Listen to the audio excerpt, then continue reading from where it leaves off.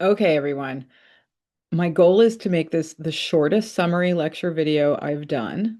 I'm not sure if I can, but lucky for us, I have set the bar very low with all of my other long ones. Let's just go. So, what I want to point out here is look at all the steps you've gone through. This is great. It's been a lot of stuff leading up to this, but where we are right now, step six is the first part of the actual marketing. It only involves a very small step, but it sets the foundation for all of the rest of it. So, what we're going to be doing is we're going to be developing a positioning statement this week. This is, as usual, something that they do in commercial marketing too. Think of it like part of the branding process. Um, Here are some examples of like from your textbook, of course, blue box, from commercial sector, like, oh, okay, so, Volvo's trying to sell cars and, they really want to focus on the benefits of those cars and what they want to highlight is safety.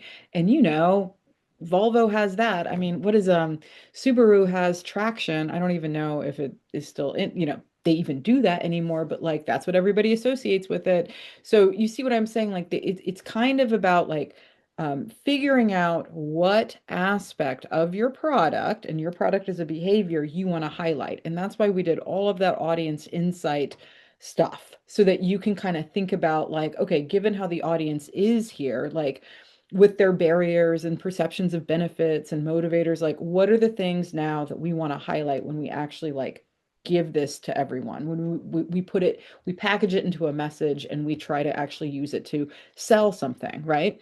So the way it looks in social marketing isn't that different, but obviously like the whole thing is like the focus is going to be on the benefits of behavior or competition, maybe. It doesn't have to be all the things. You just got to kind of figure out what's the best thing for your priority audience. So if it's the 5 a day thing, right, where you're supposed to eat 5 fruits or vegetables a day, then the focus is going to be on like how this is really going to improve your health, right? So also it's easy. So that they when they say it's easy to remember, they seem to be focusing on that issue of efficacy that I love talking about, right? They want people to feel like, no, this is something you can do. So they're going to like focus on that. You can read the other examples for yourself. So what is this positioning statement? Well, the first thing I want to point out is like it's for internal use only. It is setting up your marketing, which is supposed to be the messages that you give for everyone, but this is like your anchor.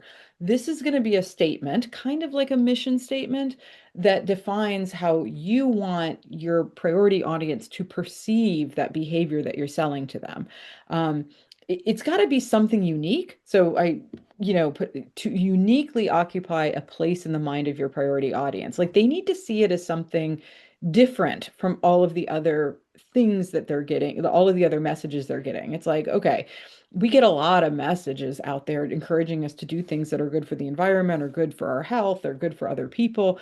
But how are you going to sort of uniquely define it? Again, that's why I like to think about this as a brand. Brands are like feelings that we get. So another way of thinking about this is like, how do you want your audience to feel about the behavior? You do need to take into consideration those insights that, we did in the last step. Not all of them, but it's for you to try to figure out like, ooh, what's really needed to get through to them here. And, like I just mentioned, I think of it like a mission statement for your marketing strategy. The idea is you're going to come back to it and just make sure that when you're developing all of your messages, it fits, it makes sense with your positioning statement. Okay, so please don't overthink this. In my experience, like this is the type of thing that students can sometimes be like, oh, well, it can't be that simple. Like clearly she wants more. No, I do not. This is exactly what you need to do. You need to fill in these blanks. Don't overthink it.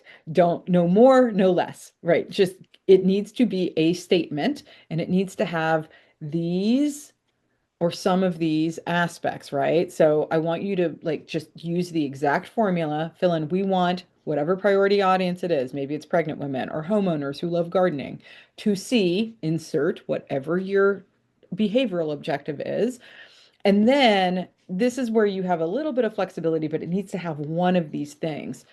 It's about how you want them to perceive the behavior. I'm like a big fan of adjectives, okay? So Because again, there's lots of ways to see the same behavior, right? Like if you want to like talk to somebody about um, breastfeeding, right? Like maybe you need to see them as healthy or as a good way to bond or easy or convenient, like whatever the adjective should match the perceptions that you're trying to develop based on all of those audience insights that you have reviewed in other steps, okay? Think about it as marketing vibes, right? This is to sort of anchor you before you start designing the actual look and feel of your message to try to figure out like, okay, what's the vibe I'm trying to go for here? What vibe does my audience need? Um, and that's it. I did it. I think this is the shortest, so I'm going to shut up now, but just follow the formula. No more, no less, just do the formula. Okay, we're into marketing. Congratulations. We're almost made it. We've almost made it. Okay, bye.